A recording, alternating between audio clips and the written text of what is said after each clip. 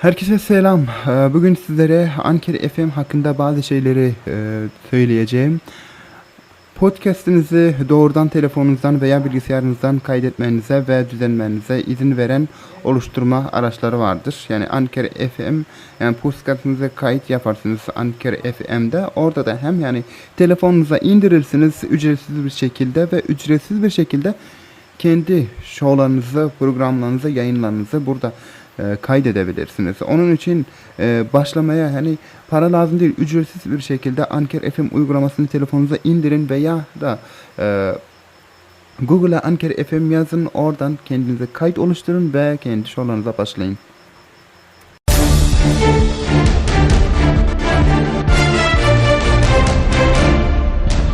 با نام خدا با عرض سلام با مجموع خبرهای این ساعت از رادیو ترکمن FM با من ابراهیم حمیدی خوش آمدین.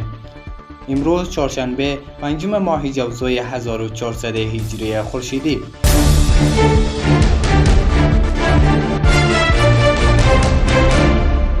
کار ساخت ساز شهرک رهایشی قالین بافان در ولسوالی شکردره ولایت کابل افتتاح شد. مرید مودودی مشاور مطبوعاتی والی کابل میگوید که زمین این شهرک پیش از این از سوی اشخاص زورمند غصب شده بود، اما در این اواخر دوباره به دولت بازگردانیده شده است. با گفته مودودی هزینه تطبیق پروژه شهرک قالین بافان با سرمایه گذاری سکتورهای دولتی و خصوصی به بیش از 50 میلیون دلار میرسد.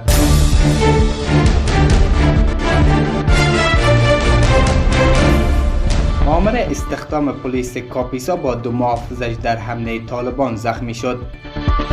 مقام‌های پلیس کاپیسا به رسانه‌ها میگویند که در نتیجه تیراندازی افراد وابسته به گروه طالبان بر موتر حامل سروش جمشیدی، مأمور جذب پلیس این ولایت با 2 محافظش زخمی شده است.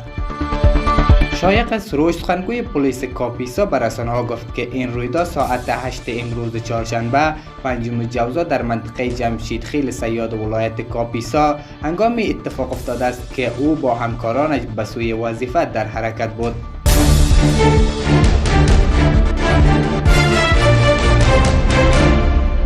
طالبان یک پل را در ولسوالی سرخرود ننگرهار با انفجار ماین تخریب کرده است. عطاالله خوگیانی سخنگوی والی ننگرهار میگوید که گروه طالبان یک پل را در ولسوالی سرخرود این ولایت با انفجار ماین تخریب کرده است. سخنگوی والی ننگرهار به رسانه‌ها گفت که این پل سه‌شنبه شب 4 جوزا با انفجار ماین تخریب شده است. پلی که تخریب شده است در منطقه باولی ولسوالی سرخرود ننگرهار واقع شده است. با گفته خوگیانی این پل مسیر ارتباطی 4 ولسوالی ننگرهار را از جمله سرخرود، حصارک، شیرزاد و خوگیانی را وصل می‌کرد.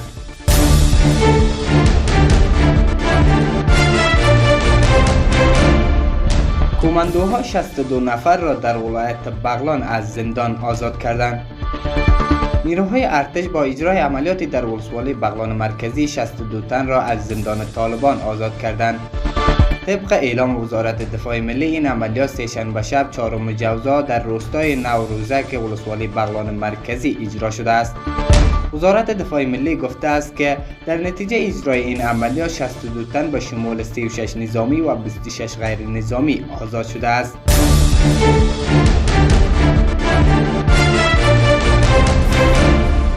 غلام محمد اسحاقزی به عنوان نماینده دائم افغانستان در سازمان ملل متحد در نیویورک تعیین شد. گران هیواد سخنگوی وزارت امور خارجه میگوید که غلام محمد اسحاقزی به عنوان نماینده دائم افغانستان در سازمان ملل متحد در نیویورک تعیین شده است. با گفته آقای هیواد او به زودی کارش را آغاز خواهد کرد. غلام محمد اسحاقزی پیش از این به عنوان نماینده سازمان ملل متحد برای آذربایجان کار میکرد. پیش از این عادل راز نماینده دائم افغانستان در سازمان ملل متحد در نیویورک بود. او به تازگی به عنوان سفیر افغانستان در امریکا تعیین شده است.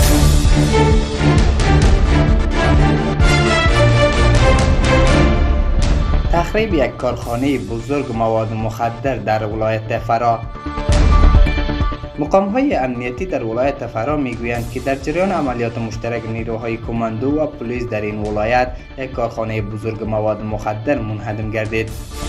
سیدرحمان مسئول دفتر مطبوعاتی لوای دوم کماندو در غرب افغانستان میگوید این عملیات شب گذشته در قریه بگواک ولایت فرا صورت گرفته است.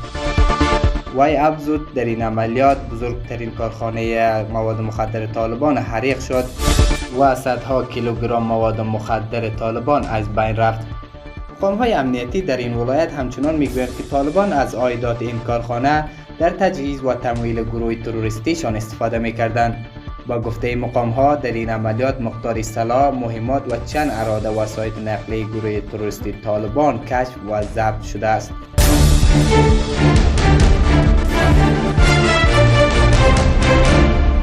13 طالب در عملیات نیروهای دفاعی و امنیتی در ولایت لوگر کشته شدند.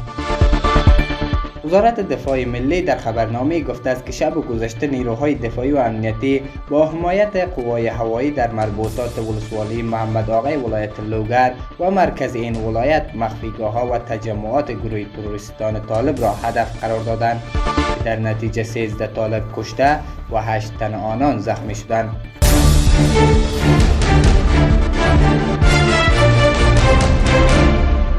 کانادا سالانه 90 میلیون دلار را به افغانستان تا سال 2024 کمک می‌کند. سفارت کانادا در کابل اعلام کرد که کشورش سالانه 90 میلیون دلار را به افغانستان تا سال 2024 کمک می‌کند. این سفارت روز چهارشنبه 4 جوزا در توییتی افغانستان را یکی از بزرگترین کشورهای مورد حمایت کانادا توصیف کرده است. طبق اعلام سفارت کانادا این کشور از سال 2001 تا اکنون بیش از 3.7 میلیارد دلار را به افغانستان کمک کرده است.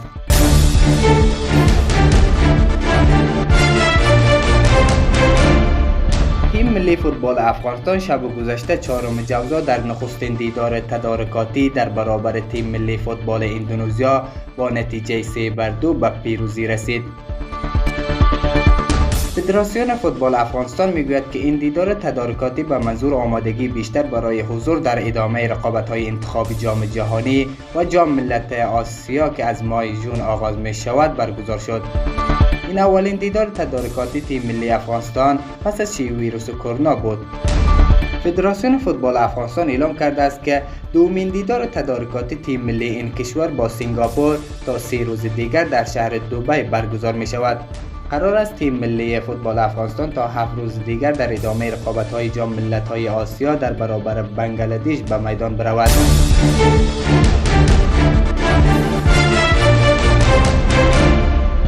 اعتراضات در بغداد به خشونت کشیده شد که در نتیجه این یک کشته و چند زخمی بر جا گذاشت.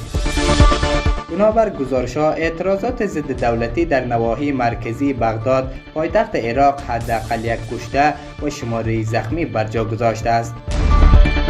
صدها نفر روز سه‌شنبه 4 جوزا در نزدیکی میدان تحریر بغداد شعارهای علیه شبه نظامیان را سر دادند و دولت مصطفی کاظمی نخست وزیر عراق را به عدم پاسخگویی در مورد ترور ده‌ها فعال مدنی متهم کردند.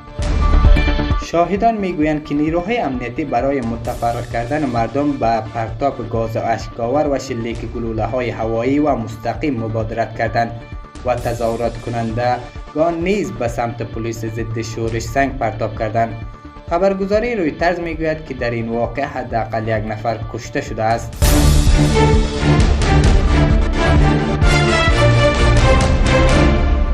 این بود مجموع خبرهای این ساعت که از رادیو ترکمن FM بر شما تقدیم شد. تا خبرهای بعد خدایا و نگهدارتان.